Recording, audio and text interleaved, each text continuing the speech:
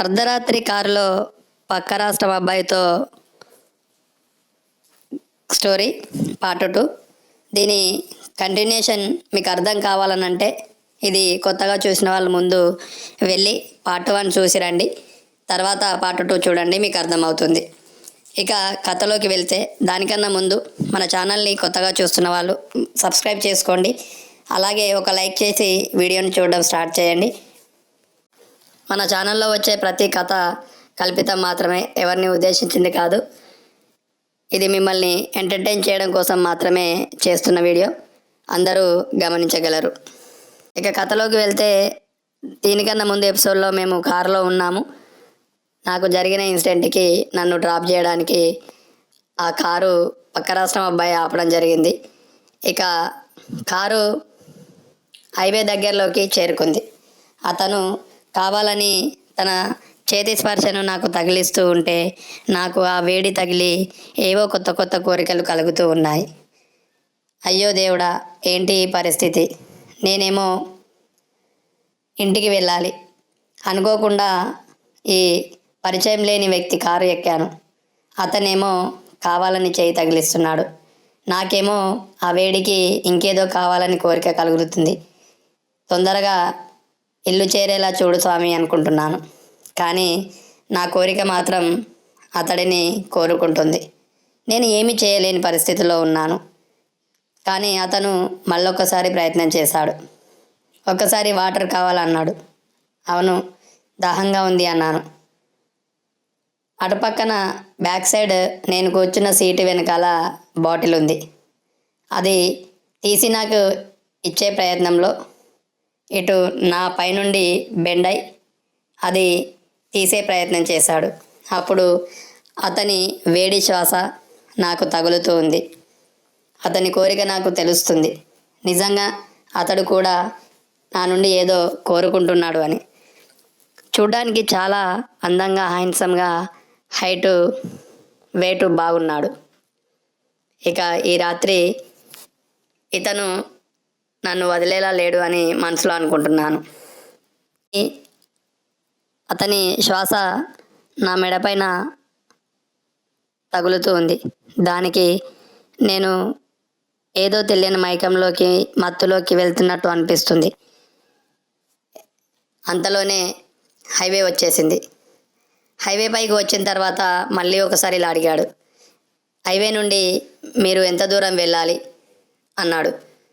ఇంకొక 5 కిలోమీటర్లు వెళితే లెఫ్ట్ సైడ్ ఒక రోడ్ వస్తుంది. అక్కడ నుండి ఇంకో 2 కిలోమీటర్స్ వస్తే మా విలేజ్ వస్తుంది, దగ్గరలోనే ఉంది అని చెప్పాడు. ఆ చెప్పిన తర్వాత అతను, నేను ఇంటి దాకా డ్రాప్ చేస్తాను, మీరు కంగారు పడకండి. ఈ రాత్రి నేను మీరు చెప్పిన ప్లేస్ను దాటేసి వెళ్ళాలి, కానీ 2 కిలోమీటర్లు లోపలికి వచ్చి మిమ్మల్ని డ్రాప్ చేసి మళ్ళీ రిటర్న్ వచ్చి వెళ్ళిపోతాను అన్నాడు. పర్వాలేదండి, మా విలేజ్కి వెళ్ళే దారి దగ్గర వదిలితే చాలు, అక్కడ ఏదో ఒక వెహికల్ దొరుకుతుంది, వెళ్తాను. ఈ రాత్రి వెహికల్స్ ఎక్కడండి అన్నాడు. పర్వాలేదు అని అంటే సరే అన్నట్టుగా నేను తల ఊపాను. ఇక హైవే పైన చాలా వెహికల్స్ వస్తూ ఉన్నాయి. అతను చేయాలనుకున్నది అక్కడికి ఆగిపోయింది. చూస్తుండగానే 5 కిలోమీటర్లు దాటింది. ఇక మా విలేజ్కి వెళ్ళే ఆ చిన్న దారి వచ్చింది. అక్కడ నుండి లెఫ్ట్ తీసుకొని లోపలికి ఎంట్రీ అయ్యాం. కొంత దూరం వెళ్ళిన తర్వాత కారు ఆగింది. నాకు అర్థం కాలేదు. ఏమైంది కారు ఆగింది అని అడిగాను. ఏమో చూస్తాను అని దిగి కారు ముందు అది ఓపెన్ చేసి చూశాడు. దానిని పైకని అక్కడేదో రాయితో కొడుతూ చూశాడు. తన ఫోన్ లైట్ పెట్టి చూస్తున్నాడు. మళ్ళీ వచ్చి ఒకసారి స్టార్ట్ చేయడానికి ప్రయత్నం చేశాడు. అది స్టార్ట్ అవ్వడం లేదు. మళ్ళీ ఏమైందండి అని అంటే అర్థం కావడం లేదు అన్నాడు. వచ్చి లోపల కూర్చున్నాడు. పైగా చలి. లోపల వచ్చి కూర్చున్న తర్వాత సరే అండి, ఏదైనా వస్తే నేను బయలుదేరుతానులేండి అన్నాను. కానీ ఇలా మీరు నాకు సహాయం చేస్తా అన్నారు, కానీ మీ కారు ఆగిపోయింది, మీరు వెళ్ళడం ఎలా అని నాకేమో బాగా నిద్ర వస్తుంది అని చెప్పాను. పర్వాలేదండి, మీరు పడుకోండి, నేను వెయిట్ చేస్తాను. ఒకవేళ కారు స్టార్ట్ అవ్వకపోతే ఉదయం వరకు ఇక్కడే ఉండిపోవచ్చు. మీరు సేఫ్గా ఉండడం కంటే నాకు ఏమీ ఎక్కువ కాదు. కావాలంటే నేను ఉదయాన్నే బయలుదేరి వెళ్ళాల్సిన చోటుకి వెళ్తాను, మీరు కంగారు పడకండి అని చెప్పాడు. లోపల అట్లే కూర్చున్నాడు. మళ్ళీ ఒక 5 నిమిషాలు ఆగి మళ్ళీ వెళ్ళి ప్రయత్నం చేస్తానని మళ్ళీ వెళ్ళాడు. కానీ అతనికి అర్థం కాలేదు. మళ్ళీ వచ్చి కూర్చున్నాడు. నేను మెల్లగా నిద్రలోకి జారుకుంటున్నాను. ఇక ఈ కారు స్టార్ట్ అవ్వడం లేదండి. నేను కూడా పడుకుంటాను అని చెప్పి తన సీటుని బ్యాక్ బెండ్ చేయించి నా సీట్ని కూడా కాస్త వెనక్కి అన్నాడు. అలా నిద్రపోతున్నప్పుడు మధ్యలో తన చేయి వచ్చి నా పైన పడింది. నిద్రమత్తులో అతను అటు ఇటు మెసులుతూ ఉంటే తన చేయి వచ్చి పడింది తప్ప అతను కావాలని వేయలేదు. నాకేమో తన చేయి నా పైన పడేసరికి మెలకువ వచ్చింది. ఇక ఆ చేయిని తీయాలా, అలాగే ఉంచుకోవాలా నాకు అర్థం కాలేదు. కానీ అలాగే ఉంటే బాగుండు. నేను మాత్రం తన చెయ్యిని తీసేయను, నిద్రపోతున్నట్టే ఉంటాను అనుకున్నాను. అతను కూడా తన నిద్రలోనే ఉండి చెయ్యి అక్కడే ఉంచాడు. తనేమో నిద్రలో ఉన్నాడు. నాకేమో మెలకుగా ఉండి అక్కడే ఉంటే ఏదో ఏదో అవుతుంది. ఏమి చేయాలో తెలియక కమిట్ అయిపోయాను. తన చేయి పైన నా 2 చేతులతో పట్టుకున్నాను. తనకి మెలకువ రాలేదు. అయినప్పటికీ తన చేయిని తీసి అలా నిమురుతూ ఉన్నాను. నా అంతట నేనే అసలు ఏం చేస్తున్నానో నాకే తెలియలేని స్థితిలో ఉన్నాను.